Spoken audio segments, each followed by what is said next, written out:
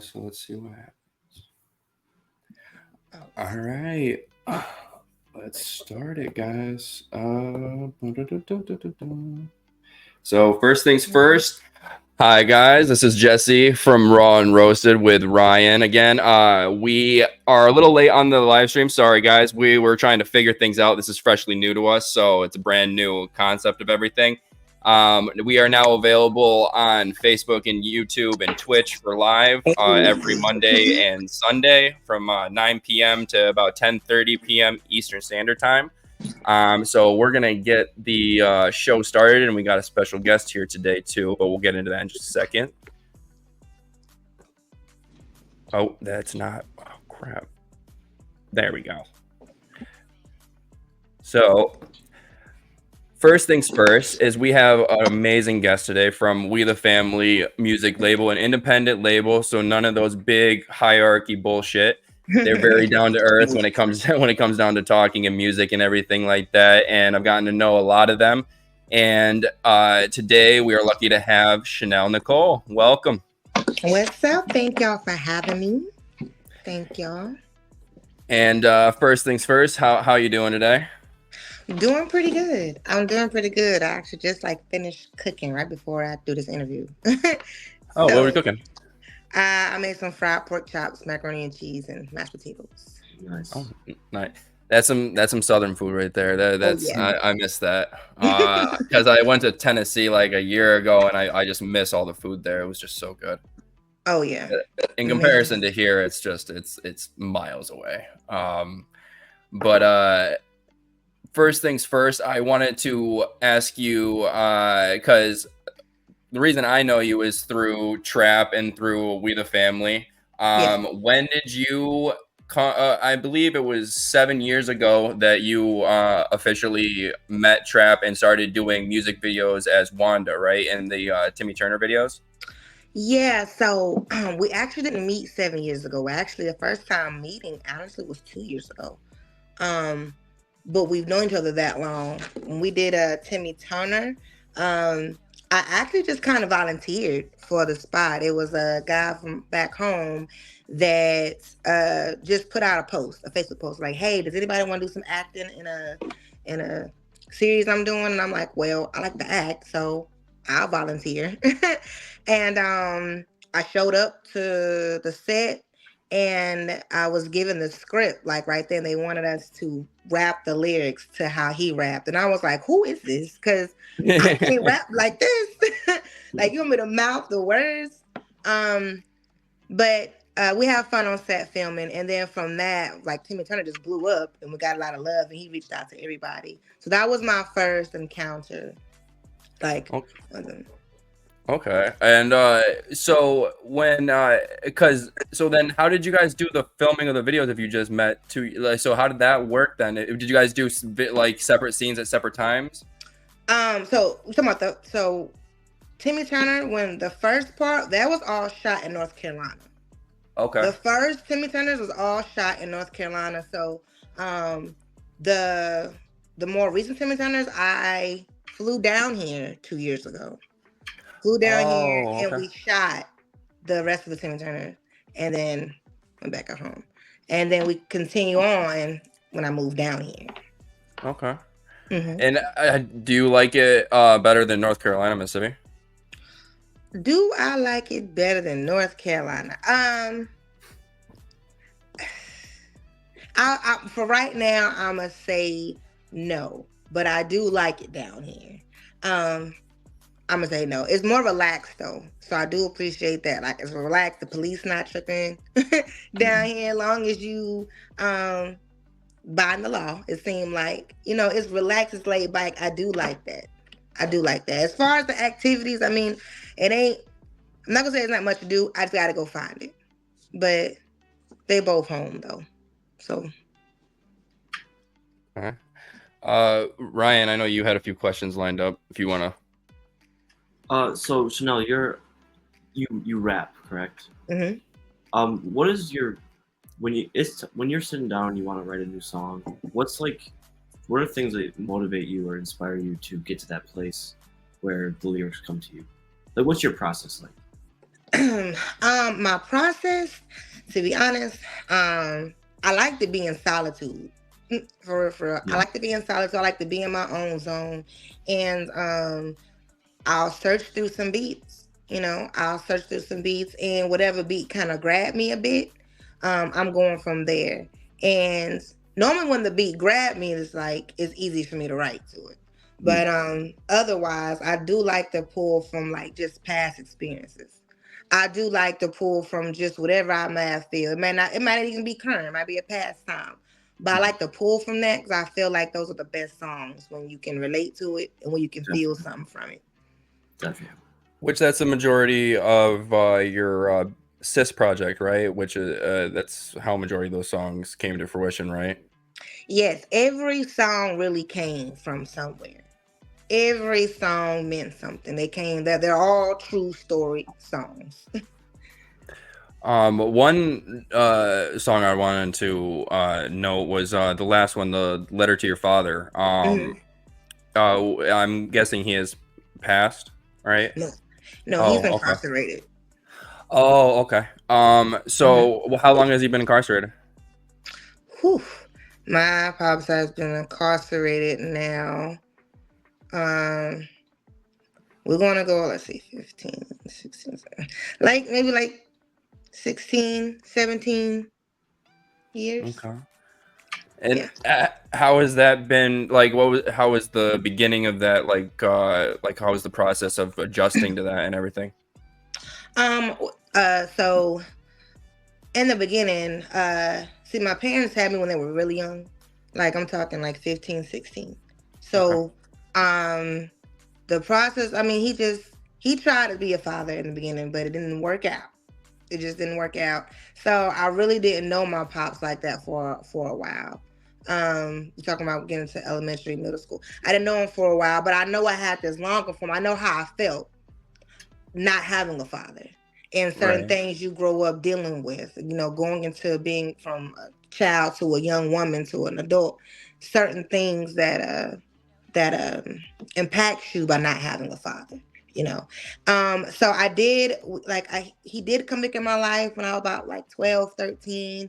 Then he got back locked up and everything like that. So I would say in my adult life though, we have got back in contact with each other, and it's been great. It's been great. That's It's good. been really good. We talk almost every day. And we have a real good bond with the kids, with Trap. So it's been really good. It's been really good.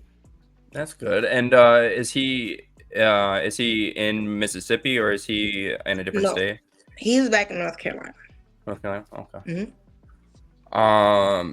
Well, because one reason I wanted to ask about that is because I my sisters kind of have the whole thing with like distant father and stuff like that. Because so my family is a little weird. I was I was the last one born like 12 years after all my other siblings were like conceived and stuff like that. So there Hmm. was a big jump in difference. But they were from a previous marriage of my mom's, and then I was from her new marriage and the one that she's still in currently.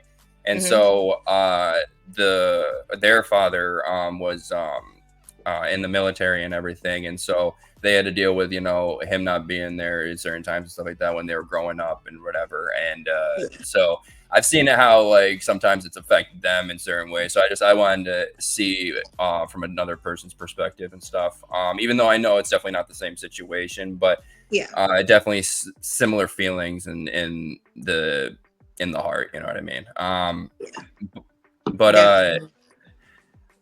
on top of that, your album Sis is really good. I listened to every song on the way home today, Okay. and I gotta say, by far, probably my top three is definitely one of them's The Letter to Your Father. The other one is I Thought You Was My Friends, and then the other one is uh, what Don't Pick Up the Phone, or I'm Not Gonna Pick Up Hmm. the Phone. Yep. Yeah, don't pick up the Um, phone.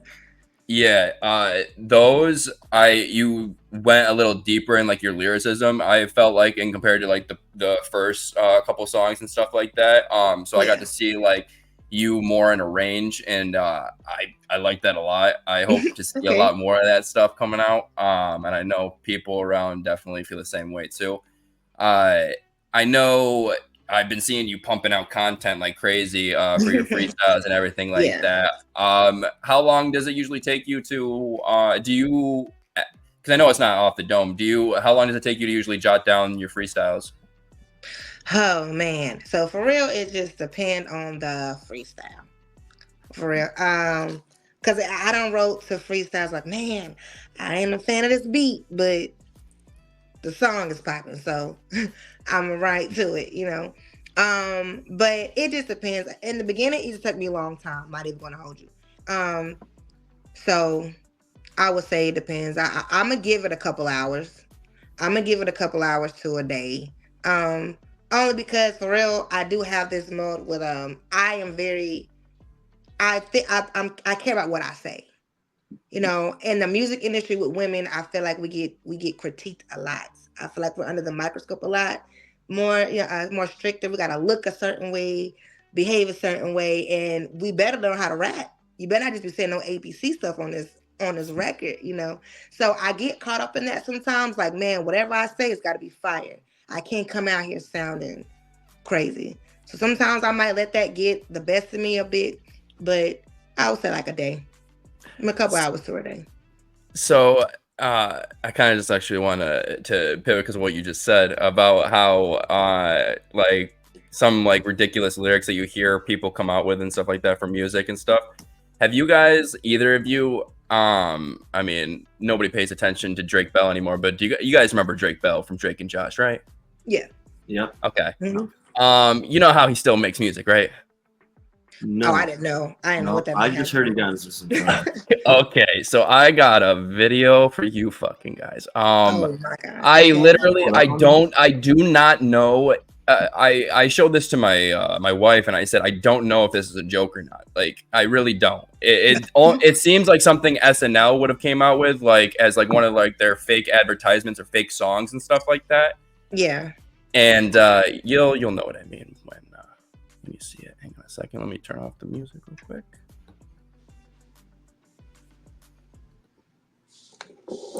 All right. So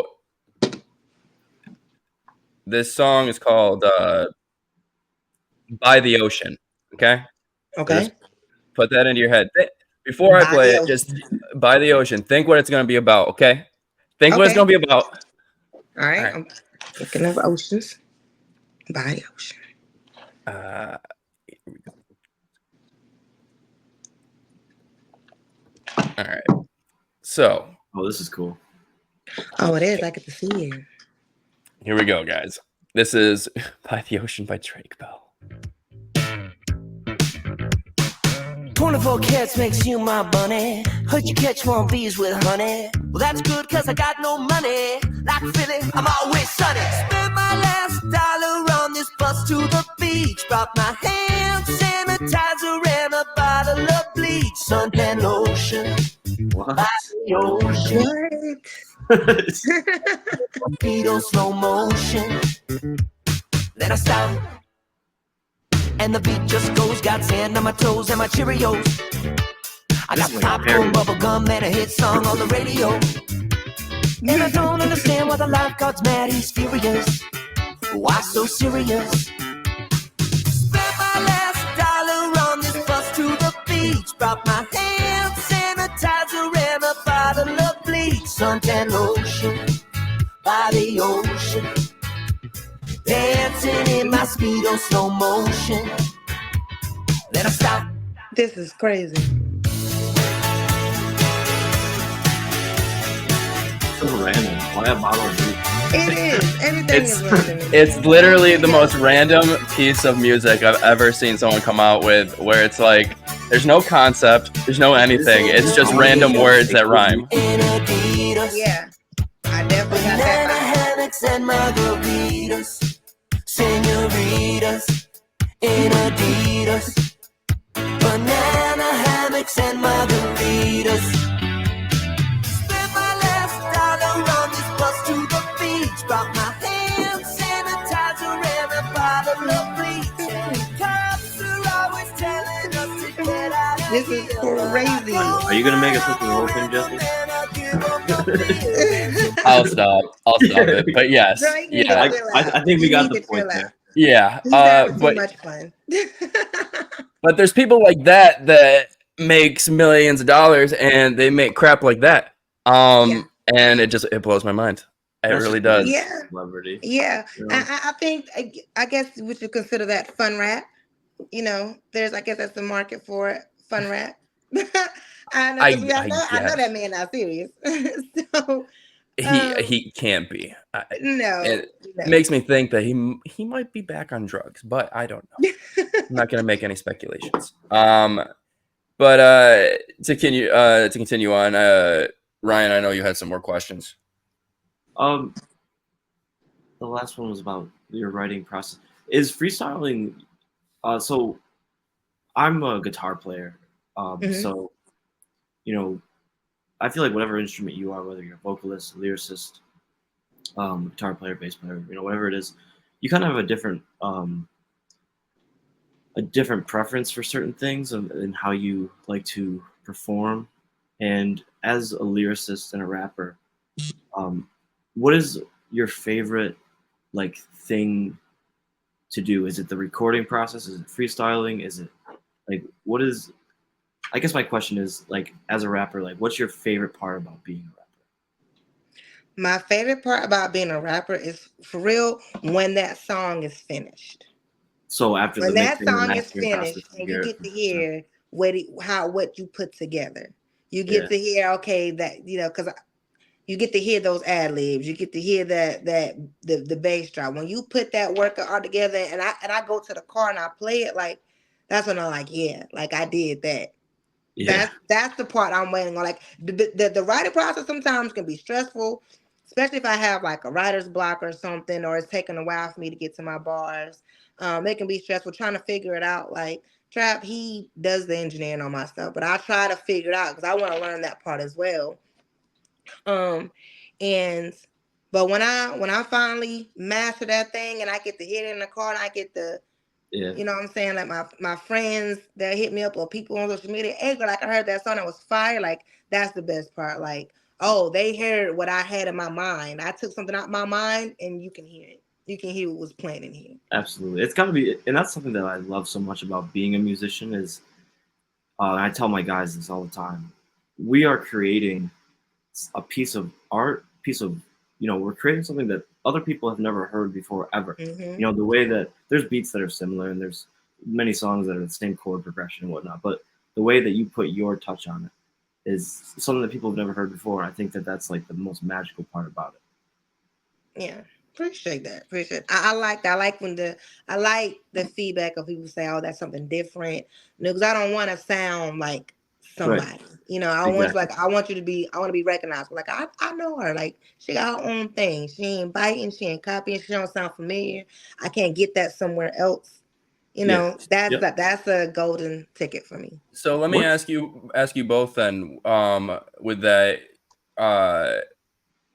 do you guys, since you guys are both in music, do you guys, or when you guys started to like take music like seriously and stuff like that, were you guys more actively looking at other musicians and artists and stuff like that, and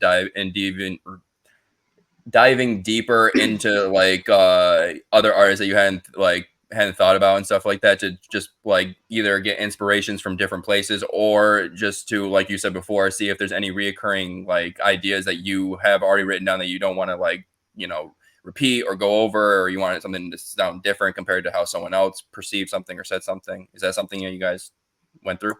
Yeah. You can go first if you'd like. I definitely do. When I first started rapping, I wasn't even ready. I didn't study nobody, or I was trying to hurry up because things was taking off, and I wasn't ready. So, and then like as far as writing style, like I definitely try to sound different. Like especially if it's a freestyle or whatever, like I definitely try to sound different. So some like I won't even listen like instrumentals. I'll listen to like the straight instrumental. I won't listen to the person's song before I write because I want it to be so different. I don't want to chance a line or something getting stuck in my head, or a pattern getting stuck in my head that they had. But so I like to definitely attack it like as my own type thing. Okay.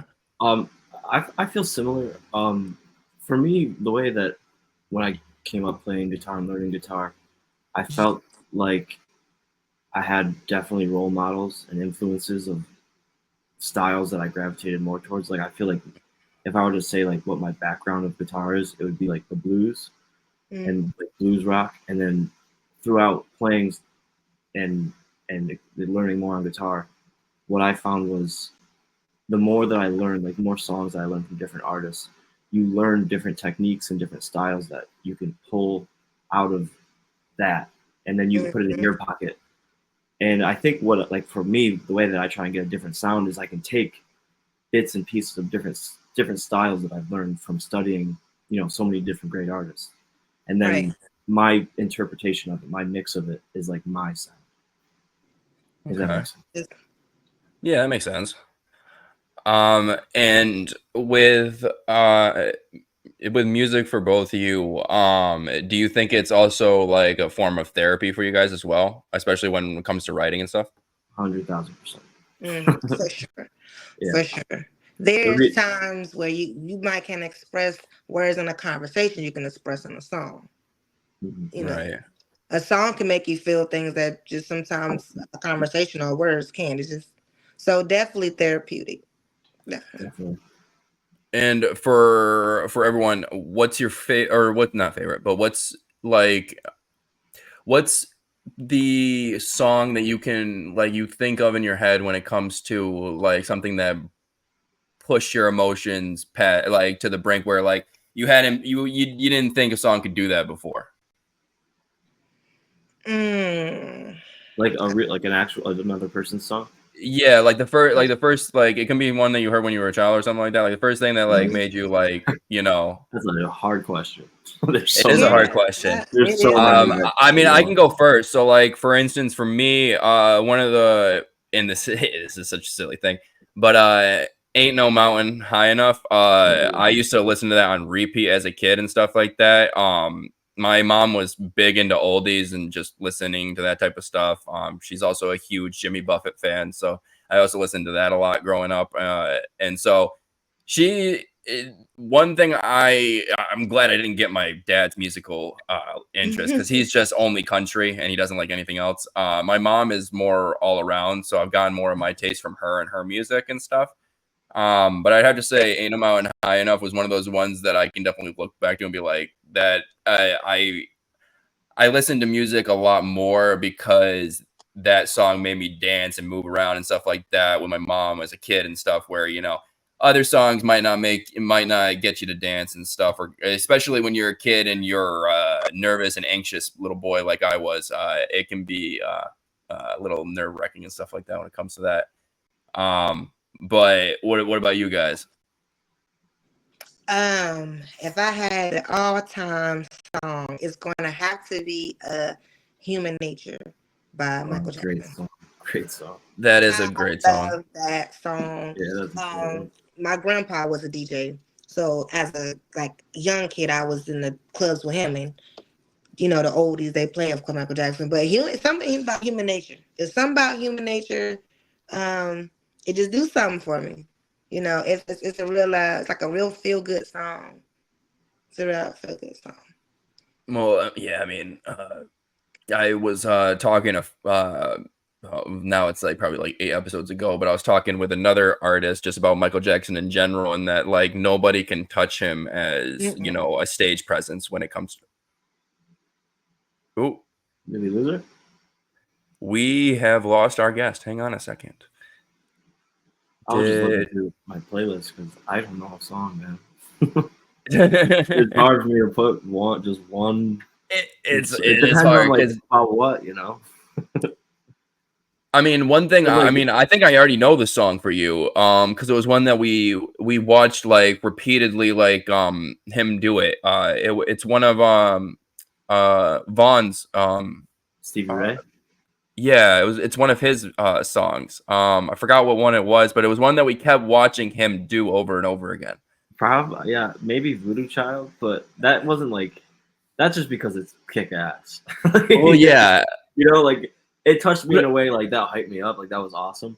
What about the Red Hot Chili Peppers? They're my favorite band of all time for sure, but I'm overthinking this for sure. Like I don't know. With Arms Wide Open by Creed is like. Well, yeah, I forgot you went to a just Creed concert on Friday. That was awesome. we got her back. Okay. Hey, I don't know welcome what back. happened. It's okay. We were just talking a little about his song. So yeah, you went to Creed last night, didn't you? Friday night. Or Creed Friday and night? Three Doors Down opened up for him, and I had really low expectations because, like, I don't know. I've been to a couple rock concerts, and they're not. Sometimes they're kind of not. It definitely depends on the band. Yeah. But this, like, so I went in with low expectations. I was like, I hope they play a couple songs that I know, and it was a 10 out of 10 concert. It was awesome. I really could have been happy. That was at the amphitheater, right? Darien Lake. Oh, Darien Lake. Okay. Yeah, so we drove 2 hours up, 2 hours back. Oh, you guys awesome. It was worth it. No, you guys didn't stay the night? Oh, cool. Nah. Yeah, I mean it's expensive as shit now. Especially like the campgrounds and stuff. But crap, I forgot what I was gonna say next. I have another question for Shanell. Go ahead. Can you hear me okay, Shanell? Yeah, I can hear you. Okay. What is the music scene like in the city that you're in? Are there a lot of places that you can like perform your music out, or like what's the scene like there? To be honest, the places we can perform. I mean, I do see people throwing showcases around, not necessarily in Biloxi, but like the next city over, which is not too far, like Moss Point. But I do see showcases. I do see that. I don't see much of the music scene like that. I don't know. I think her connection might be bad because she's kind of lagging. Let me change something. Maybe if I change. I can't. Man. Technical difficulties will happen on your first live stream. Yes, it's just the way it goes. It is. Well, you want to know what? It's my fucking fault. I shouldn't have done. I don't think 1080p. But you and I's connection's fine, and we're not in the same place. Yeah, but we're in the same state. Yeah. I don't know how that works. It also depends. I don't know how far away she is from her router too. I mean, my router is right there. It might be her connection, but. Oh, that's what I was gonna say. I remembered it. So my open mic ended up being last night. How did it go?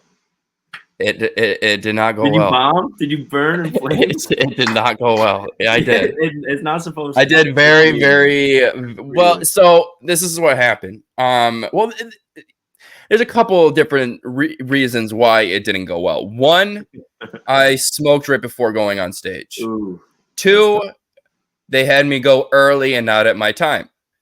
3, they had the lights the way the lights were inside the lounge or dispensary. The lights were so they have like not normal lights. They have like these spotlight things that are like over the couches. So instead of the spotlight being on you, the spotlight is on every single person's face, so you can just see them directly in the eyes. And you know, for a comedy show, that's not how it fucking works. Everything's dark except for you, so you don't have to see people in the fucking face because it's awkward.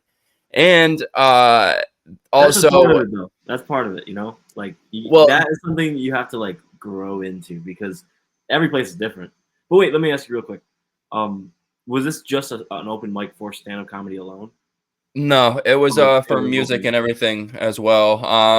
A dude played a few songs on his guitar to begin with or whatever. And then somebody. It's harder to do that though, like to go to a music open mic night because people are like enjoying music, and then somebody who does stand up has to go up, and it's like I feel like it's not like a natural. Like I feel like an open mic night for just stand up comics would be better for the scene as a whole.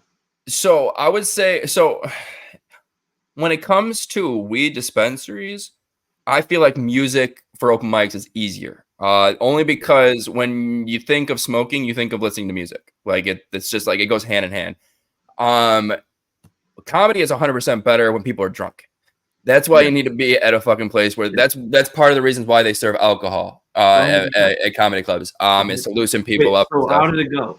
So you got up. So and then, so I got up there and I knew off the first joke that it wasn't gonna go well because it didn't laugh. And usually that's how it goes, at least from all the comedians that I've watched over the years and how they've talked about open mics and things that bomb. Super nervous. Yeah, I mean, I had written down. At first I had one set written down, and then that day I thought of another thing, and so I wrote a completely another set, and then I ended up doing that set instead of the other one that I had written, which I probably should have did the other one instead, because the one that I tried to do was more of a storytelling bit comedy thing, and with stoners, keeping track with the story is not the best try. Like they're not fucking interested. So I realized afterwards I probably should have did the other one. The other one was more of one-liners from like going from one to the next and stuff like that. But I talked about my bachelor party experience with Devin. And I got like almost through the first day, and then I got to a point where like I was done not hearing anybody laugh, and I was like, all right, guys. I was like, I'm gonna cut this short. I was like, this is not going the way I wanted it to. And then I just made up a lie. I was like, I am too high for this, so I'm just gonna go. All right. And I said thank you, and then I immediately got off stage and walked straight out the door and went straight to my car. I did not stay. No.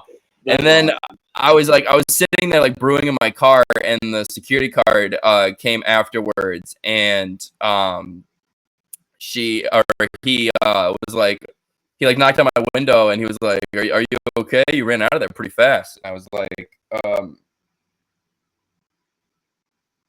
yes. Sorry, Trap just texted me. He said that it keeps kicking her out. But I'm gonna send the link to I can't do it through that. Why is it want me to, you know what? Oh, you son of a whore. Gmail. There we go.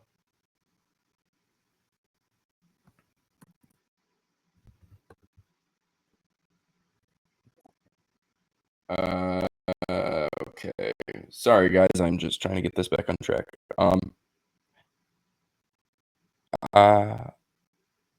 I just said what we'll do is in the meantime, we will put on one of Shanell's songs until we get her back. Okay. She should be back momentarily. I'm gonna step away from the camera for just a minute. Go ahead. I'll pop you off the screen. About your stand-up. I will. But we don't have to right now. Okay.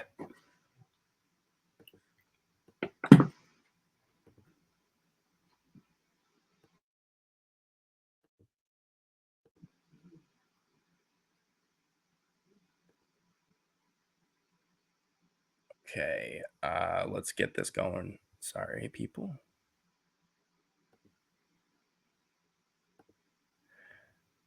All right, now it's just me, guys. How you doing? Hope you guys are doing well.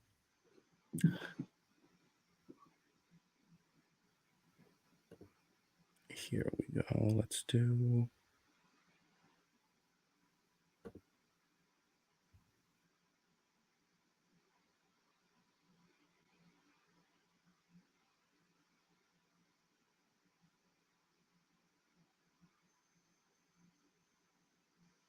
But yeah, girl, I know I forgot to ask you something. What's up? How the music been going? Girl, it's going good. So listen, my album dropped the 29th. Okay. Yes, it's fire. You want to hear it? Yeah. All right, well, drop me off real quick. We can listen to it on the way.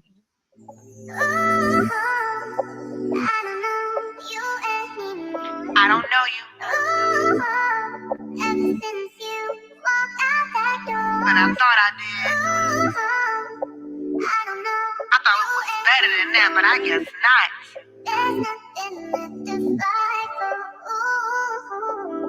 You was my ride or die chick, we used to pop shit. Us against the world, bossing like we owned it. We was joined at the hip, we was zoned in. If you was stepping, I was stepping toes all 10. Now we ain't friends, now it's fuck you, bitch. And fuck whoever these new bitches that you rolling with. Can't even look me in my eyes cause you counterfeit. We ain't gotta speak at all cause I'm done with it. Girl, guess what? Shanell let me hear that song. Thought I was your friend. And bitch, she thought that I was her friend because I act like I liked it. I bet it was trash. You so dumb. Thought you was my friend. Won't happen again. I thought we would win. But I guess it's the end. I can't see you, I wouldn't wanna be you. Thought you was solid, lately you been looking see-through. Came from the same side, people was my people. How you turn into a snake and cross who really rockin' with you? Bitch, what happened to you? How the fuck you turn fraud? How you turn into a bitch? I have to check and pull your car. You told a friend who told a friend who told a friend who told me. Why you didn't come to me? Your ass ran to the streets and that was beef. I can't fucking believe it. Supposed to have each other's back, you stabbing mine in secret. It's not even the fact that you've been battling your demons. You let them come between us and I may never get a reason. And I don't really need it. Just tell me how you thinking. What led you to the deep end? It's crazy how you mad about a nigga we ain't freaking. It's weird that you tripping, that genetics make me different. That you committing treason against me, bitch, you tweaking. Thought you was my friend. Won't happen again. I thought we would win. That's why I called Grove again. So what's about you calling my music trash? You didn't say that? No, Alright, so this ain't you talking shit? Yeah. Yeah, that's you. If you feeling insecure, you could've said it. Help you battle jealousy, we could've dead it. Envy tried to come between us and you let it. You teaming up with hoes we never would've friended, I don't get it. What made you lead a team? What happened to us blowing up together, running things? You never had to question, consider you a blessing. I'd rather be my own friend than hang around with peasants. So get your feet to stepping, and you ain't gotta look this way. You can't even be a woman and admit it was fake. The way you talk your shit and then smile in my face. What you mad for? You the one that made this mistake, and ain't no fixing that. Trust we had, you can't get it back. Lucky I'm not an all black like I'm Mary Mac. Thought I had a friend, bitch, you ain't half of that. You gon' miss me, I was real, and that's a fucking fact. Thought you was my friend. Won't happen again. I thought we would win. But I guess it's the end. Thought you was my friend. What happened again? I thought we would win. I thought we were friends.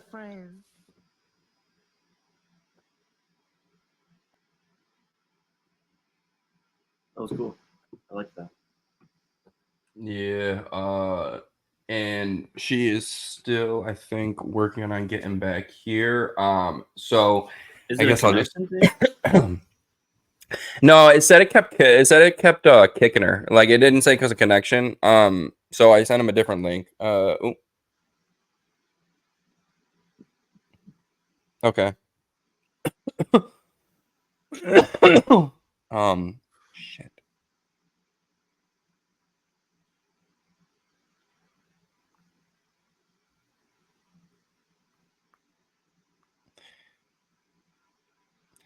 I gotta send it to her phone real quick. Hang on. There. to continue the comedy thing, so yeah, so I was talking about the Bachelor thing. I got only like through like the first day or whatever, and then I bounced out of there. But the other thing that I had, because the other thing was more about my kids and stuff like that, and it was the main premise was like the changes from now to back when we were kids and stuff like that, and growing up, and the things we wouldn't dare say to our parents, or practical jokes that we wouldn't dare try, or and then going into how because one thing that I want, you just did the one bit, and then I had two sets written. One was the kids thing with where I go into like the holidays and I talk about the holidays and everything like that, and then the other one was the bachelor party. So I did the bachelor party one, but then I didn't do the other one. But the other one had some good stuff on there because, like, for instance, do you know that Tinder has gift cards now? No, I didn't know. Yes, Tinder has gift cards now that are available like at Staples, Walmart, and like places that you would never think that they would be there. To buy like a premium service? I'm guessing so, but all I know is that's a gift that will never be received well, because it's either because one, a parent would never be giving that to another person, but it would be a friend giving it to another friend, basically saying that you're a lonely loser and you need to find somebody. But going a little into like Tinder and stuff like that, and then that would lead to me talking about how I met my wife on Tinder, and then going into the kids and all that other shit and stuff like that. I was going to ask you in our first podcast. I never knew how you met your wife. Tinder. Yeah. Yeah, very boring story. Just Tinder. Then you got to make up a cool story to tell instead of Tinder. I was on a boat in the middle. Well, she is from Honduras. Maybe we'll concoct some story or whatever. But yeah, I met her through Tinder, and then we had a date. Went to Skinny Atlas for the day or whatever, and then here we are. God, what? 5 years later now? You knew right away? Time. Yeah. Well, because the main thing that I saw the difference was things that like I never experienced in other relationships. Like, for instance, like the other person like actually like taking the time to see you when you want to see them and stuff like that, and other things. Like, I felt like growing up, a lot of women that I dated and stuff like that, like eventually like started dissing themselves, or like not dissing themselves, but just not like, I don't know, just being weird and stuff. And then the relationship I had right before her was just fucking terrible. So it really showed. Like, after that relationship, I was like, I'm not gonna date somebody unless like it's somebody that I can see that already is like, what do you call it? Mature? Sophisticated. Yeah, mature. Like, because that one of the reasons I fell in love with her was because she had kids and that she was taking care of them, and then like it was just her, and she was doing everything she can. Plus her, I mean, my kids obviously now, but they grew on me instantly. Like, I've had plenty of jobs where I've been with kids and stuff like that for counseling. Oh, she is back. Hey. Hey, Shanell. Way back. All right. Sorry about the connection issue. I'm guessing it's the connection and stuff like that with it. So I'm sorry about that. Good. But we were just talking a little bit about, because at first we were talking about, I just recently did my first open mic for comedy, because I do stand-up comedy, or at least I'm starting to. You shouldn't give up. Keep doing it. Oh no, I'm not gonna give up. No, I trust me. I had a slight thought about it last night when I was in my car sulking after the open mic, but I realized I was like, nobody or no comedian that I cherish and like love to this day say that their first open mic went well. So like that's why I'm like, oh, it's okay. Even known comedians still bomb today. For real. Like, And that's the thing too. it's part of it. It's part of it. You know. It really depends on the crowd of people. They have to be in the same vibe that you are, and the people last night were just and the not. toughest part I feel like is you have to try new jokes, and you don't know the only way to try them is to do them in front of Just people. do them, yeah. And that's the only way. So naturally, just to figure out what's good and what's not good, you have to go up there and either you eat shit or you do kind of good, you know. Let me ask you this: when did you do your first open mic for Did you do it? Yeah, did you do it solo or did you do the first one was a band? I did my first one with Matt, the bass player, and it was at a little local bar. At the time, it was when I was living in the village of Camillus and TK Tavern. No, the Green Gate. Oh, okay. Yeah.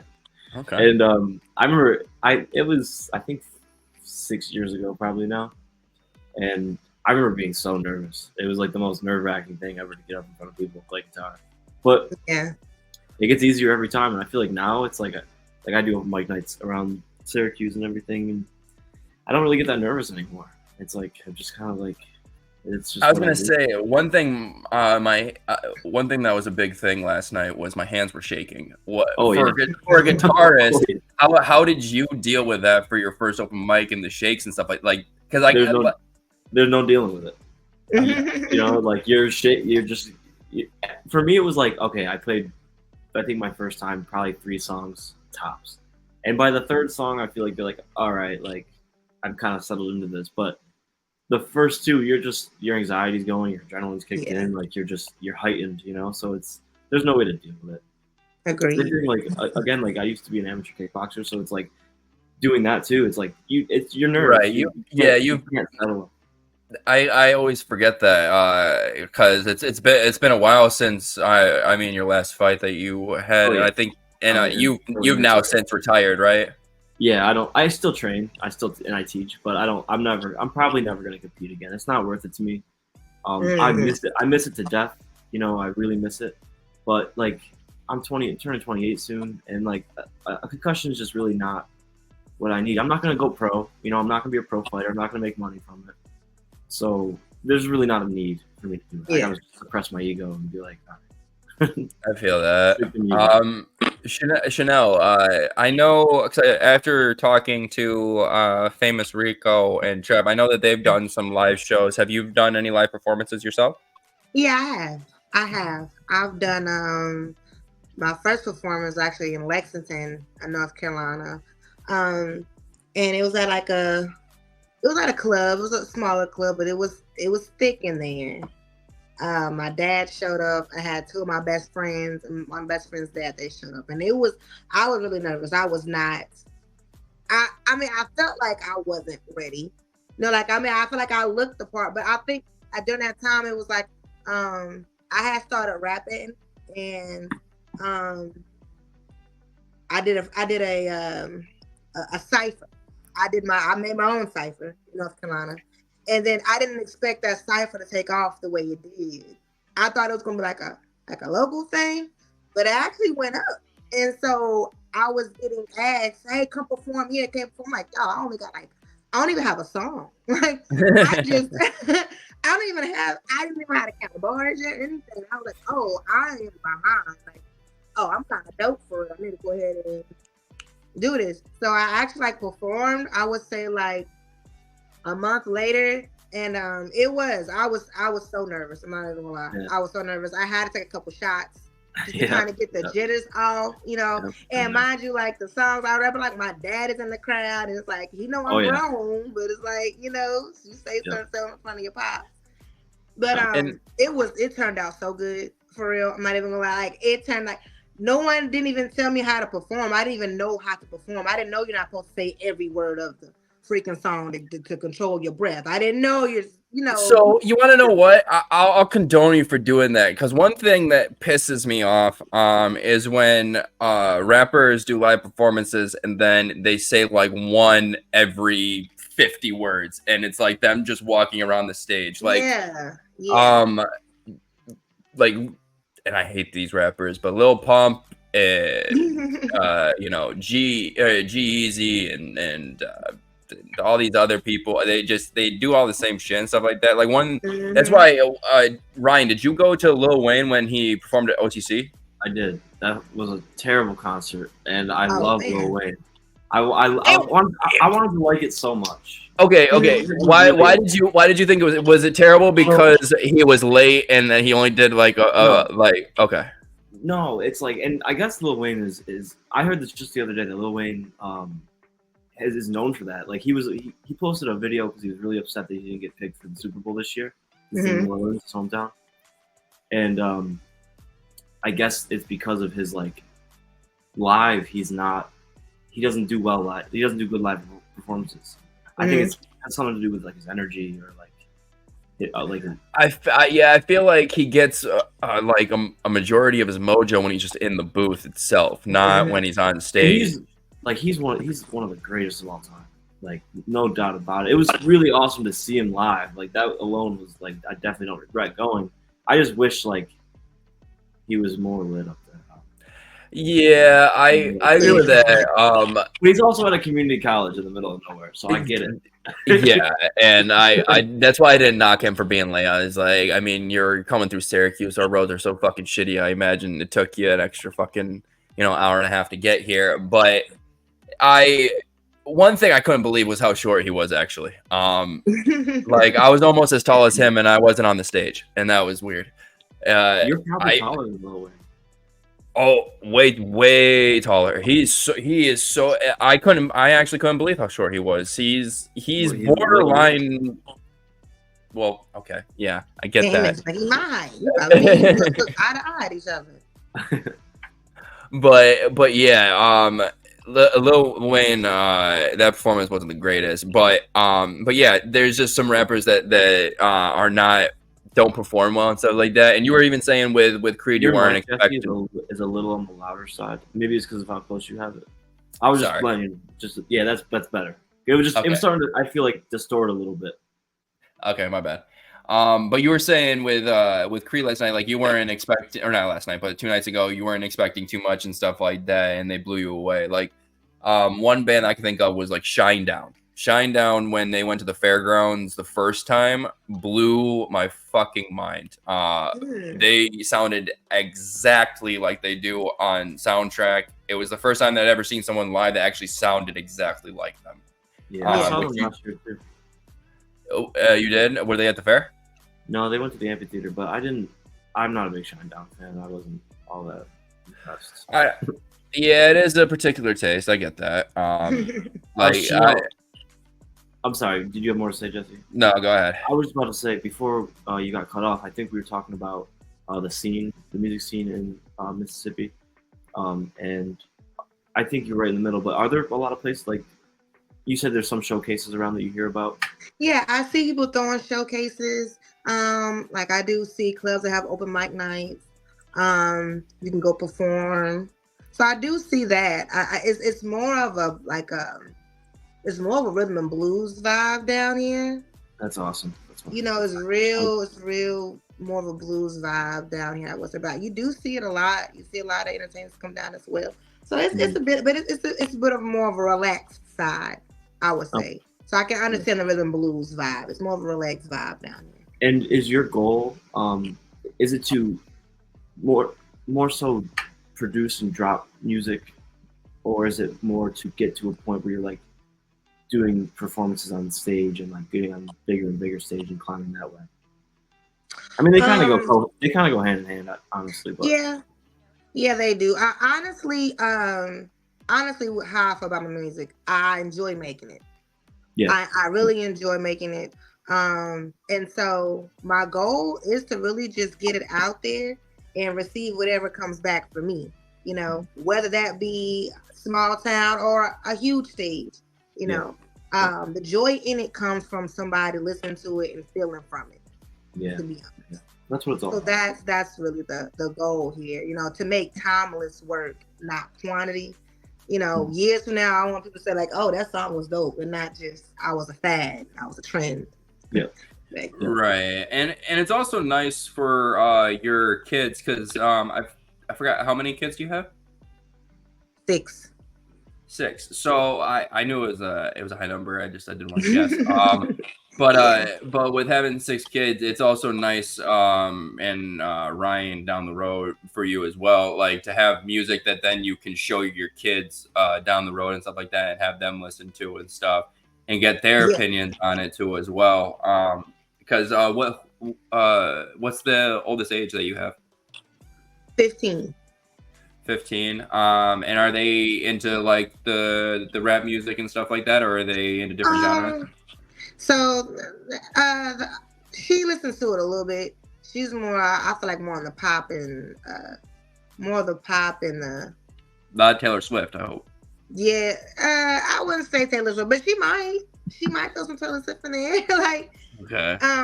yeah. So she's not really a rapper, hip hop like that. The boys more so. I give it to the boys.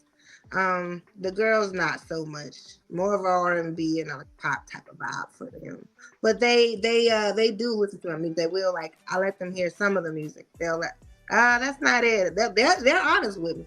Yeah. Like they'll like, I like that part and I like that part. I'm like, all right, like, okay.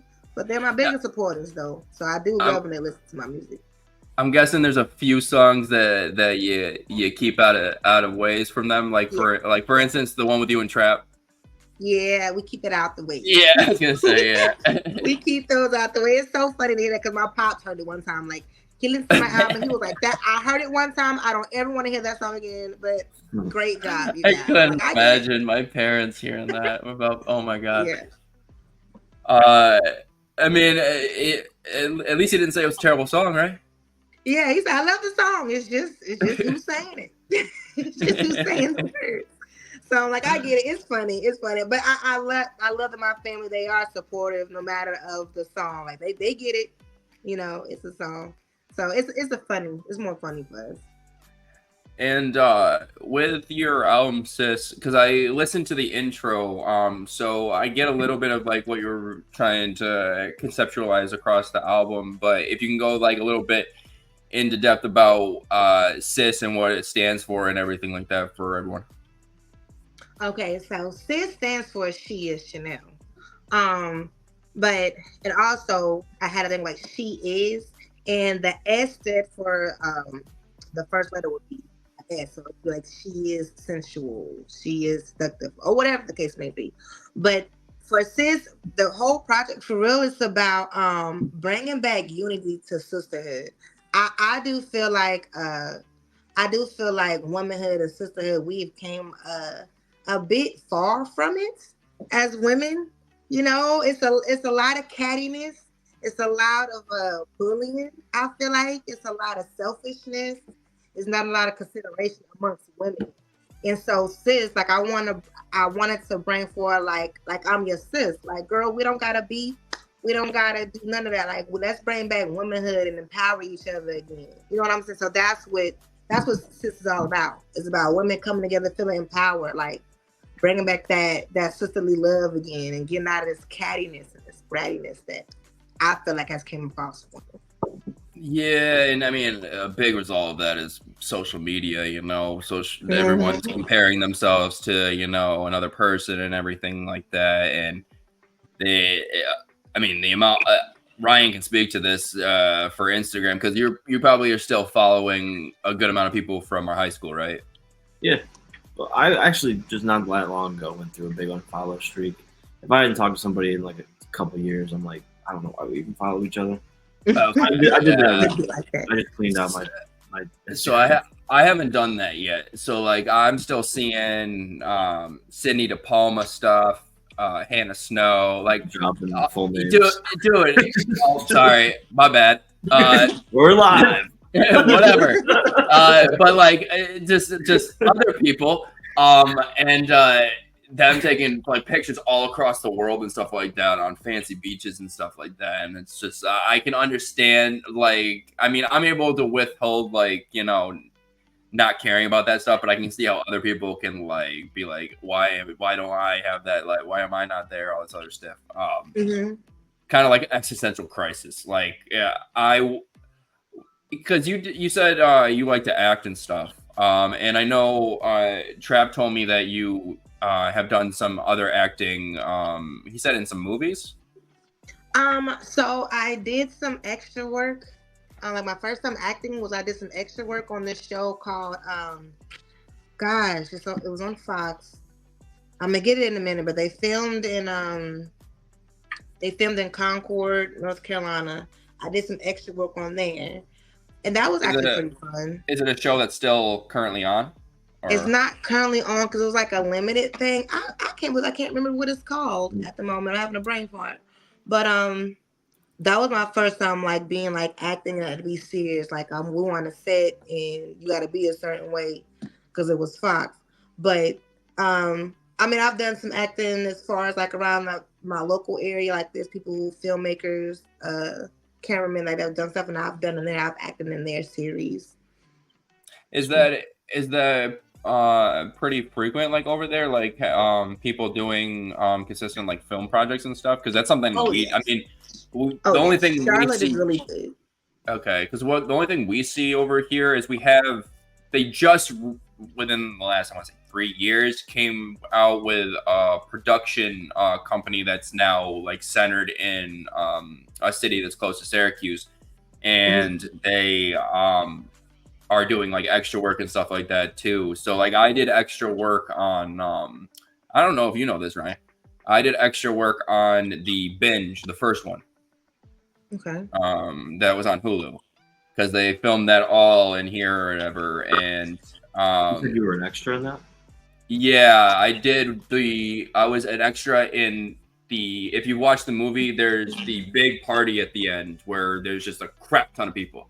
I'm in there somewhere. But yeah, because I wanted to get into acting ever since I was a kid and stuff like that. So when they finally came around, I put my stuff in there, and I've been trying to do things and stuff like that. And anytime my wife sees something for like a family unit, we try and do it and stuff like that. But with acting, did that start at an early age, or was that something that like came later on, or? That came later on. Actually, I did the acting before I did the rapping. I just kind of stumbled upon that. I found I work at a truck plant, and a coworker had posted like people Fox is looking for extras for a show that's coming out. And gosh, I wish I remember the title of it. But anyway, I just responded to it. It's a huge film scene in Charlotte. Huge film scene. They have the film festivals every year. You have tons of actors. They do a lot of filming. That's like the mecca you want to go if you're a filmmaker, if you're an actor, or whatever the case it may be. Now that you mention it, I am starting to realize that a lot of like usually when things are filmed in the United States, it's usually in the Midwest area. I kind of forgot about that, but yeah. So I can kind of see that in Hollywood for the most part. No, literally very rare shit is filmed in LA. If there is stuff that's filmed, I mean, like I'm saying television wise, a lot of shit. There is stuff that's filmed in LA, but movie wise, unless it's in Philadelphia, was filmed in Hollywood, and I was like, what? Yeah, that's yeah. Yeah, they have the whole bar set up there or whatever. But they do live performances. For like they did the live performance of what it's called, the Nightman Cometh, and they did that in Philly and stuff. And I know when they were doing their podcast, which they've stopped for the longest time now. I don't know when they're coming back, but they said that they were going to do live shows of that like around the US and stuff. So they're trying to expand a little bit, which I think a lot of people with these podcasts are trying to do because they realize that staying in LA isn't the best thing. That's why a lot of people have moved out of there, you know. There's that whole flux of people that just couldn't deal with it because not only the infrastructure and stuff like that, but a lot of people are saying that the life there is dead. It's not the same how it was, 15, 20 years ago and stuff. Yeah, Texas is where it's at. And I heard Texas is where it's at too. I was down there a few months ago. It's awesome. Where were you in Texas? It was John's bachelor party. We went down to. We were staying in Galveston, which is outside of Houston, but like we would go into Houston, and it's rocking down there. It's really fun. It's just a whole different. I really like the whole culture of at least where I was in Houston. It's just way better than New York. I feel like I have the same feeling anytime I leave anywhere and go anywhere but here, just because it's like, especially like Boston, because that's somewhere I went recently. I've been there twice now, and I love it there. The food's great. The drivers not the greatest. The Uber drivers there literally have a death wish; they do not care, which is crazy. And funny story. So I went to a bachelor party in Boston recently, and for a co-friend of ours, Devin, and I won't give a last name. I'll stop doing that. But he has a thing, and Ryan knows this, where he likes to talk to strangers. He'll just open a conversation and open dialogue. And Uber drivers are one of those people where you're not, they don't want to talk to you. And Devin, every time we got it, and we went into Ubers a lot, every time we got into an Uber, he would try and talk to the driver. And I do that too, honestly. Well, it gets to a point where like some of them it's almost less awkward. I don't know. You're just sitting there, just not talking. It's more awkward when the person straight up ignores you. Yeah, that's multiple times. And then it gets awkward when the conversation that Devin starts goes in a completely direction that he was not expecting and gets real weird with the driver, because there was one conversation where he said that he wasn't allowed to go to strip clubs. His fiance forbid it or whatever, and he was like, "It's like, do you go to strip clubs?" And then from there it went into him talking about, "No, I don't get the reason why you do that. Like, if I want a lady, I'll go get a lady or something." And then he got like deep into like sexual stuff, which I can't remember what the hell it was because it was late at night, but it was very weird and inappropriate. But off that tangent, Boston, yeah, I love the infrastructure there, and also the dispensaries. There's a lot more options in comparison to here, and also the prices are better there. Not only, well, I wouldn't say food indirectly, but it is a little cheaper down there. Tennessee is where Mississippi, Tennessee, and all that area, that's where a majority of food is like the cheapest. I can't even fathom how cheap some of your guys' food is down there. It's insane in comparison to like McDonald's prices there in comparison to here. It's like double. Yeah, it's crazy. I'm sure everything is probably high up there. Yeah, I got brisket in Texas, and the brisket in Texas was it was like not even a real thing. Like brisket in New York is like New York brisket, and it's drier. Oh man, it doesn't cut like butter. You know, some restaurants they get close, but I was in Texas and it was like a regular order. This plate was a double serving. Yeah, huge for like, $12, $15. Mm-hmm. And you know what you guys have down there that I still dream of since I left is you guys make like this like corn, a side of corn. Mm-hmm. And it's like, I know what you're talking about. You're talking about Mexican corn, I'm guessing. But it's like Mexican corn, but I don't remember what it's called. Maybe does it have like white shit on it along with some red shit and then some powdered shit on it? Yeah, it's definitely it's spiced up and everything. Yeah, probably Mexican corn. I think that because my wife makes that a lot for her and the kids. I don't like it, but she I'm a very picky person when it comes to food, and that has become a curse for my son now, because now he is just like me when I was a kid. Where I only changes every 7 years. What? Your palate changes every 7 years. See, they say that, but my palate hasn't changed every 7 years. It's been the goddamn same. Well, actually, for liquids, it's changed. For liquids, it's changed. But for regular food, it's pretty much stayed the same. Like just burgers, chicken, meat, just that normal stuff.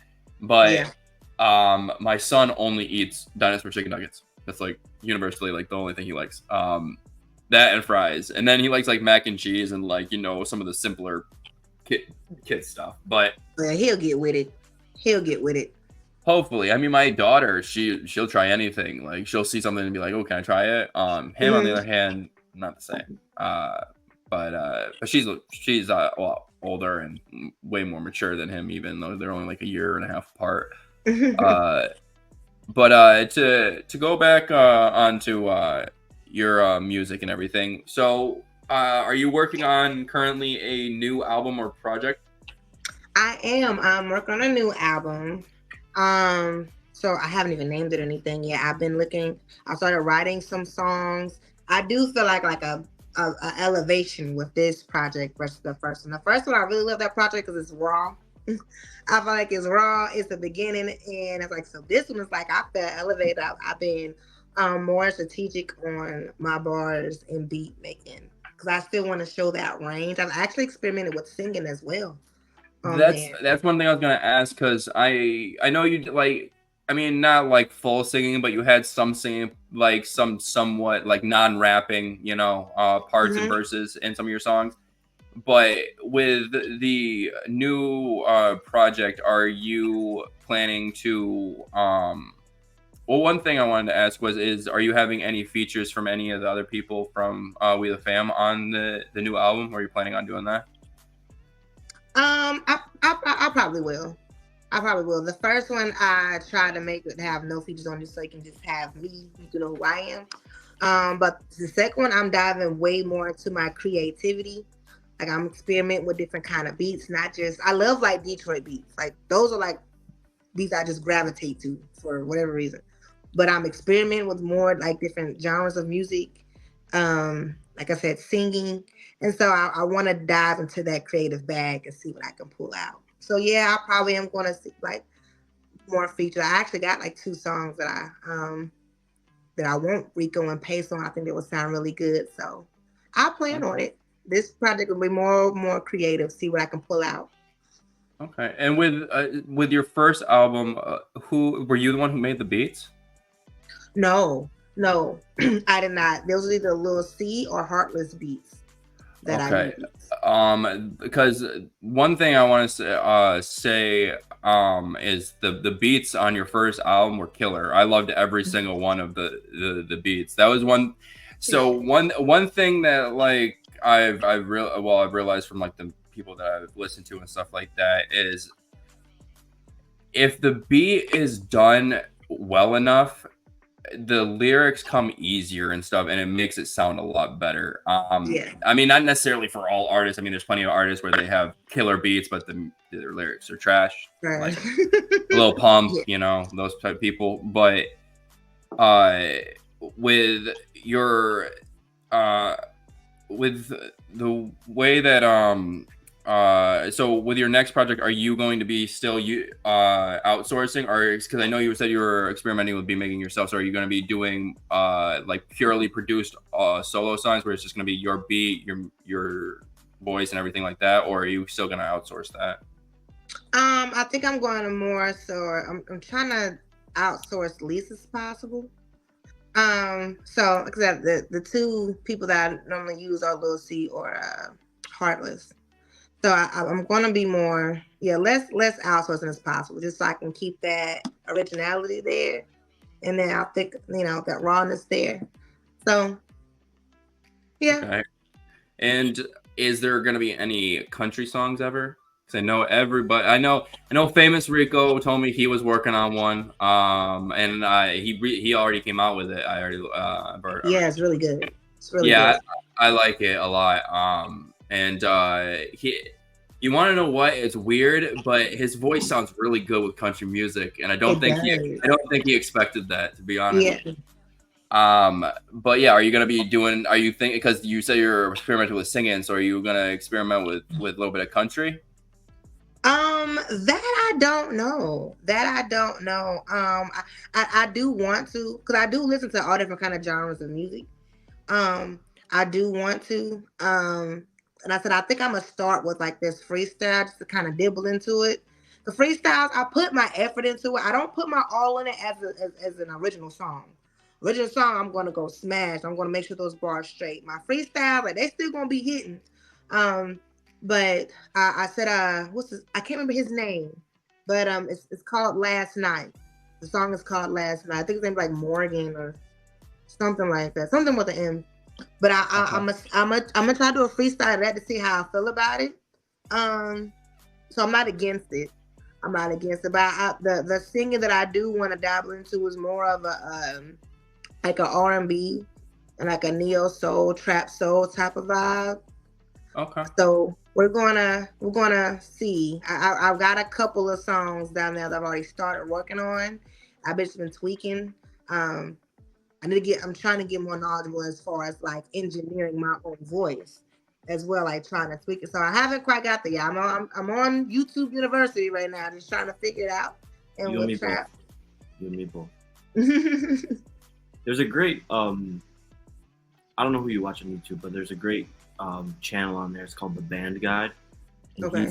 he teaches a course on how to mix and master and stuff. And I was going to ask you, when you have a song that you have written and you are going through that process of the mixing and mastering process, are you outsourcing it to, like, are you paying somebody to do that? Are you mixing and mastering?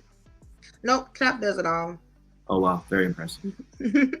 He does it all. We'll go in the studio. Like I'll go in the studio and if he's not there, I'll just go in and say the words just so I can get the words off. Simple as I can go back. Because sometimes you write a song and you're like, oh my God, how did this part go? How did I flow? Yeah. So I'm just getting the words off. And then later on, me and him will go live or whatever. We'll go in the studio and then I'm rapping and he's mixing. As I was gonna say, because he just he recently did one with Trey, and then he also did one with Famous Rico, doing the live and like creating the beats live and showing people like the process and stuff like that. Is he planning to do more of those type things? Because I know Famous Rico and Peso are moving toward, and I'm guessing you same as well, is moving towards for TikTok to do live performances eventually once you guys hit that number. By the way, what's is your TikTok just Shanell Nicole? It's she.Shanell.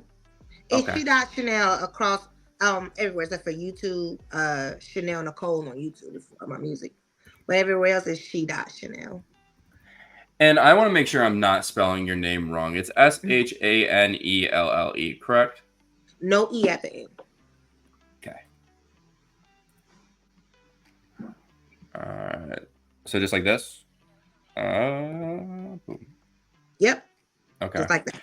So that's her TikTok, people. Definitely follow her and then check out because I mean she's all the time pumping out content. I see everybody posting every day, so which is what I love to see that, because it shows everybody working their hardest to doing something that they love and stuff like that as well.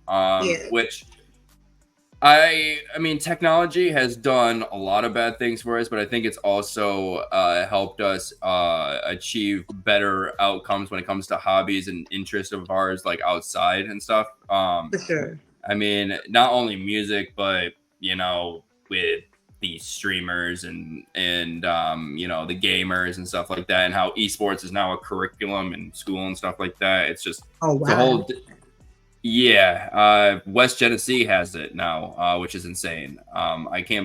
Which is our old high school, and it's crazy how I remember back my senior year was when like Twitch started to like just like get in, like started to pop off really, and a few people in my class were looking at Twitch, and I was like, who the hell would ever want to watch somebody play video games? Like, why would you want to do that?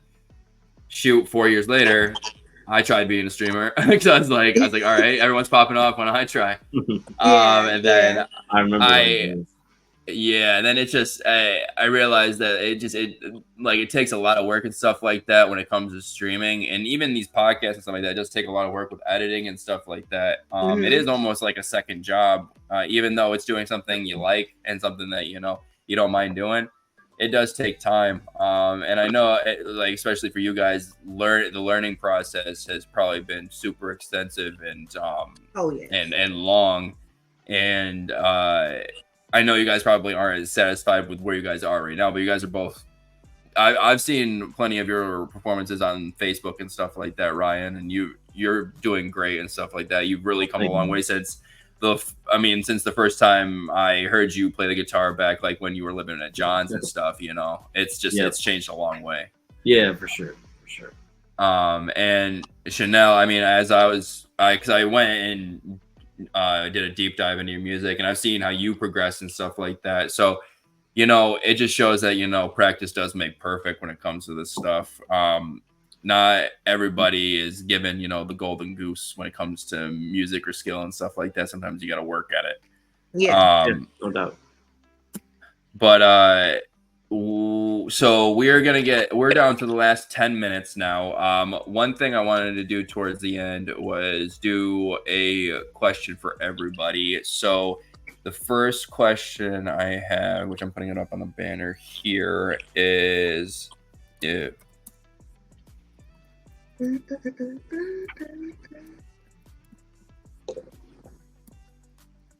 you guys ever heard the song Texas by Big X the Plug? Yes. Wait, is it just more than him on there? No, I think it's just him, but Oh. I heard it when I was down in Texas, and we were talking about country, country and rap, and that song came instantly to my head because we were talking about all this stuff. And I didn't hear the song. It's called Texas by Big X the Plug. If you want to play it on YouTube right now, I mean. Yeah, I mean, I've never heard. I don't. Yeah. I think I've heard the song. Did they remix something? But I feel like I've heard a song with Big X the Plug, but it was more than just him. It's like two other dudes in there. You got Big X the Plug, OT, that Mexican OT. Well, yeah, Mexican OT is really popping off and stuff. Yeah. It's a funny thing about him though. My wife doesn't like him at all. Because she says that he doesn't like he's like a self-hating Mexican. Like he doesn't fuck with at least that's what she tells me. I mean, I don't deep dive into that stuff, but I like Mexican. At least his most recent song that he came out with. I forgot what the hell it was amazing. But let me play this first. So yeah, he got some bangers. I think I first heard of him like 2 years ago when I was doing reactions. I started out getting my page right on reactions, and then I was like, man, who is this? He fired. He's fired. Okay. All right, here we go. All right. Well, that just started. Yeah, go from the beginning. It's so cool because it's like you think it's gonna be a country song, and he just puts this awesome twist on it. Yeah. Run it up, Blondo. That's awesome.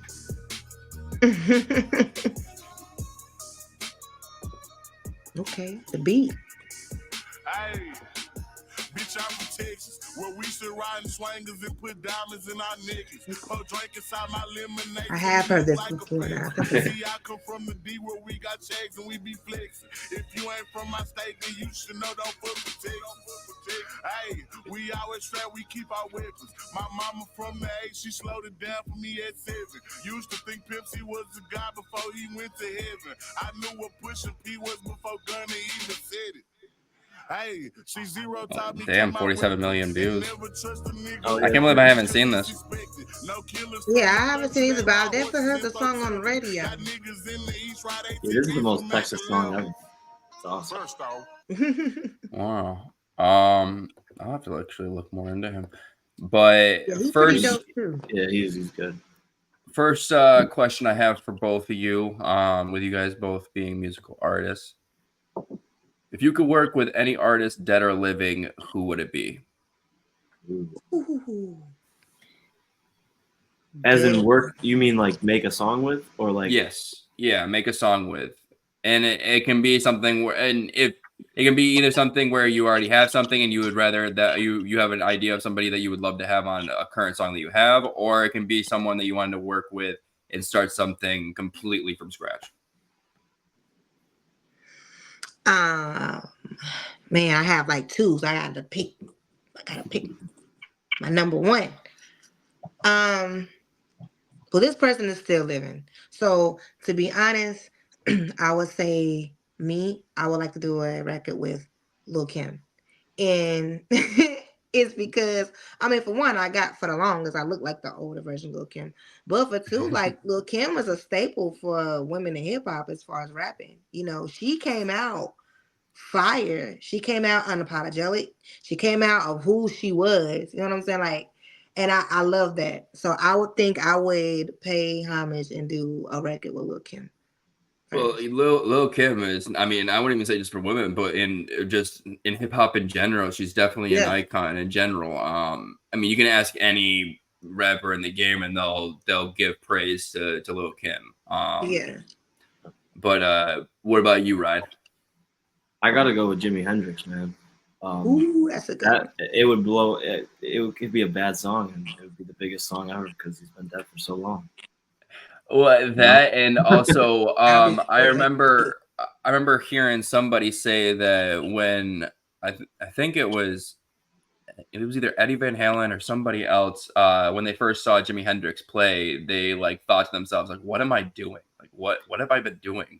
I think that was Eric Clapton. Yeah, dude. And the fact that like somebody could just blow you away and be like, I didn't think an instrument could do this before. Because his style and stuff like that was just, it was psychedelic. It was psychedelic and it was beyond its time. Like people just never heard a sound like that. And when, you know, you're getting the same, you know, because back in that time, there was a lot of groups, you know, a lot of not boy bands, but you know, what would you call that? Like barbershop kind of quartet type deals. You know what I mean? I don't think there was a lot of barbershop quartets back then. You know, like not that's not what I mean, but like you know, like where it's like all people in unison. Quartets. You know, like I can't think. There were a lot of bands off the top of my head. Is that what you mean? There was a lot of different bands? What I meant is that there was a lot of different, like around there, like there was just a lot of the same music that was going on and stuff. Yeah. And so like when his music came along, it was beyond its time. Yeah. Which is what I was trying to get across. Yeah, you know, you had Pink Floyd, Led Zeppelin, which you know, there's a bunch of them in that time period. I mean, Rolling Stones, Eric Clapton, the Beatles. Which I can't believe the Rolling Stones are still touring. No. I love that for them. I love that. What? Oh no, I said I know. No, I know. I said I know. I know. I said you know. I said I don't. I'm like, wait. No. Mick Jagger. I do love that for them though. I love that for any artist who are up in their age and still able to tour and still able to, you know. I love that. Imagine being able to do something like that for the rest of your life and people still fooling with you. I just saw James Taylor this past summer. James Taylor's like he does like folk. James Taylor is, I think he's 78, but he still has a voice of like an angel. It's awesome. Oh man. Big respect to anybody that's still doing that. It's a dream. That's like Seal. I saw Carlos Santana. He's up there. Carlos Santana is like just plays magic on his guitar. It's amazing. Santana is some good late night drinking music. Yeah. But for if I was an artist, person I would choose would be, have to say, no, it wouldn't be a rapper. Bob Marley. Why not?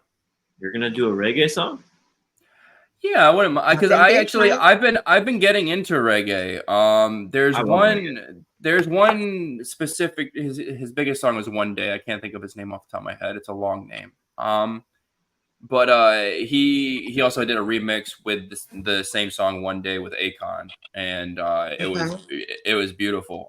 But like I remember seeing the first song that I heard from him was from a person doing a cover of his song in a coffee shop where he had just so happened to be, and then he joined in on the cover, and like just the magicness of like the dude's shocked face at like seeing the person that he's like reciting the song to and stuff like that was just insane. But yeah, I'd have to say Bob Marley because reggae is one of those genres where it's, you know, it's more or less about love and change rather than any other genre, you know, which I really like about that. Plus, I mean, there's a lot of reggae rappers now that are coming out into fruition. A lot of TikTok viral ones that are going famous. And they're all sounding amazing and stuff. So I'm actually kind of excited for what's going to come in the future for reggae, and I hope that unlike some other things, like some other genres that have fallen down in charts, like I'd say pop is one of them. Pop has fallen way behind, I feel like, because now everything that you hear on the radio you don't want to hear anymore and stuff. Yeah. I find myself turning to the oldie radio station if I'm ever listening to the radio, or like the rock and roll station or country station rather than those. But yeah, on to my next question was, if actually I won't write it, I'll just say it. If you had to choose it's kind of it's a similar question though, the first one, but if you had to choose a venue of your dreams to ever perform at, what would that be? That's a good question. It's a good question. And it can be like the Super Bowl, or it can be like I forgot what the hell it was called, that country thing that they just had at the Opera House or whatever, but like something like that. I'm tied between Madison Square Garden and that's a good one, or like a big festival like Bonnaroo or something. That'd be cool. So it's like like if I was like, I guess it would depend, because if I was like big time, like selling on Madison Square Garden would be like. But if it was like I was kind of more on the up and coming, and like I landed a big gig, like a festival, like what are the other big festivals? Like not Bonnaroo, but what's that other? Like Rolling Loud or something like that. Like Rolling Loud's another one. But what's like that? The one. There's the iHeart Festival. There's the one that comes to Darien Lake that I can't remember. With the punk bands, I forgot the hell it's called. Coachella is the one I was thinking. Coachella. Yeah. Right. Like something like that that's so big time would be really cool. Well, plus you'd be in front of multiple different audiences throughout the day too. Oh, yeah. So that'd be really cool. Yeah, it'd be cool. So what about you, Shanell? I'll have to agree. I would definitely think some kind of like a festival where I'm performing with other artists. If I was big time, I don't know what it's called yet, but it's this thing they built in Vegas. I believe it's in Vegas. Oh, the Sphere. Yep. The Sphere. I would love to perform there. I think that is dope. Like, that would be insane. Yeah. Yeah. Well, especially if you could match whatever performance you were doing with the cinema, like the visual graphics and everything like that, and that's one thing I know that they're trying to eventually get more into, is do it, because I mean they did the one with Dead and Company, NSYNC. Well, that too. Yeah. But they did NSYNC too. So they're starting to do more of that. And I know they're planning to do a UFC fight there. It already happened. What? Oh, it already happened? They did. They sure did. We watched that. That was Sean O'Malley. Oh, okay. It was like last weekend or the weekend before. It was cool. Then there's my bad. There's another thing Dana was talking about. So they're gonna be coming out with like a 4-part movie or something like that about the UFC and like the history of the UFC or something like that. It's gonna be built around the Sphere, like specifically. And he said that that's like amazing, and he can't wait for that to be shown and stuff like that. But yeah, everyone's seen the Sphere on social media. I mean, they people showing it from their windows and stuff like that. For people that live in Vegas or staying in Vegas and stuff. That stupid smiley face, I see it like every day. Yeah, that's a great answer though. The Sphere. I would love to do that, especially like you said, if I'm able to control what's on the screen, if I can create my own ambiance in there while you're with me, that would be fire. Yeah. All right.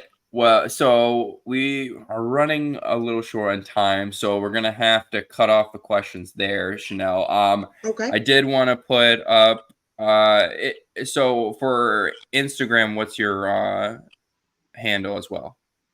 She.Shanell. So it's She.Shanell for everything? Mm-hmm. Okay. She.Shanell for everything. Like I said, for YouTube, it's Shanell Nicole. Okay. So on YouTube it's Shanell Nicole. So hang on, let me edit this part too, because I put the E at the end by accident. Okay. So Shanell Nicole on YouTube. So make sure to check her out. Again, she comes out with content pretty much daily. So definitely check her out. And she's coming up with a new project that she was just telling us about. So I'm excited to hear more about it, especially since she said that she feels like it's an elevation in her skill and project. And for her other socials such as TikTok, Instagram, and others, it's going to be she.Shanell. So definitely follow her, like her page, do everything you can to support her because she's a shining star amongst the many stars that are out here trying to make it, and she definitely needs your support. And we all support her here at Raw and Roasted. Also, make sure to check out Ryan's page as well for his band, Sketched in Stone. And I'll put that up here on the board too. Sketched in Stone plays frequently around Syracuse. Like sketched. What? Sketched. Oh, I'm sorry. That's okay. Sketched in Stone. Yeah. I'm about to look that up.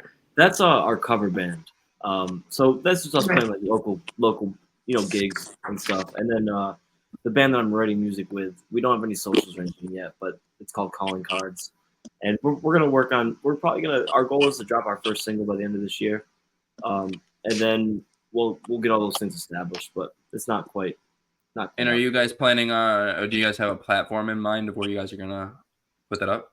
I looked into it a little bit. I guess there's a service, and maybe you know something, Shanell, that is good for this. But I looked that there's a service that if you pay a certain amount, and they'll drop your music on Spotify, Apple Music, and like all the main platforms.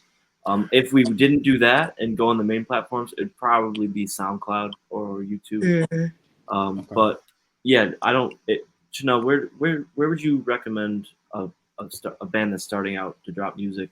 Where's the best place maybe to start? Should we go just for the main platforms? I would say. Yeah. I would say to drop your music, I would say definitely the main platforms. Okay. I would, especially like YouTube. I think that's where my music has grown. As far as all the other platforms, that's where my music has grown the most. Okay. On YouTube, I get the most feedback on this. Well, I love getting feedback from folks on my music as well. So I think and that platform has definitely helped me grow the most. Good to know. Yeah. And I was gonna mention probably TikTok as well, because I mean, the shorts are a big thing, especially with if there's a certain verse that you like the best in the entire song, like putting that out there and stuff like that, or even doing like the making of the song and stuff like that, and doing like the process. Sure. A lot of people like that. It's kind of like ASMR for people too. Yeah, even I watch it. Definitely do people are loving the process, like watching the process. They're gonna ask you, hey, where's the finished product at? Matter of fact, we're watching this, we want to see what it looked like, what you finished with. So I definitely agree with them on that. The TikTok shorts, the YouTube, like where people can see you. We need to just see you, like see the bands. So definitely, for sure, those two. And also make sure to check out We the Family independent label, all of their artists there, because they're all amazing. You got Peso 3X, Famous Rico, Shanell Nicole, Lil Boy Trey, and you got TrappTarell. And I know he is also looking at expanding and stuff. So if you are an artist, you like his music, reach out to him as well. He's a very friendly guy. They all are. We are at the end of our show, guys. So let's give another, thanks and claps for Shanell. Sorry, it's been a long day. So yeah, and thank you again for taking the time. And I know the technical difficulties and stuff like that. I really do appreciate it, and your insights and everything like that were awesome. Thank you. Great. And we would love to have you on eventually down the road again, maybe when your project finally releases or is about to release, as kind of, if you want to do some publicity and stuff like that, we'll have you on again. Yeah, we definitely got to come on back. Yeah, and I'm also let me know y'all feedback too. When the next album drop, y'all got to let me know. Like, absolutely. And I'm also thinking about eventually doing a whole panel live where I have everybody from We the Family all on at once to kind of do like a whole conversation, so then I can get a little more. People can see the more of the behind the scenes relationships between you guys and stuff like that. So it'll be interesting. But again, guys, have a good rest of your night, and we will see you next time. I will be on again tomorrow night by myself with another guest. He is from New Zealand. He is a up-and-coming artist from there. He has done previous work for the past 12 years producing and doing music in New Zealand, and now he's kind of going his own solo route. And his music is more towards folk songs and type of kind of country feel and stuff. But he has a man that sings and a girl that sings in the band and stuff. But it's really good stuff. We'll have him on tomorrow, talk a little more about his music and his most recent album that he just released. And if you guys have any questions, feel free to reach out to our socials and stuff like that. And make sure, again, to check out, again, Shanell Nicole on YouTube. And then we she.Shanell for all other socials. Yep. All right, guys. And have a good night. Y'all Nice too. meeting you, Shanell. Thank you for coming out. Nice meeting y'all. Thank y'all.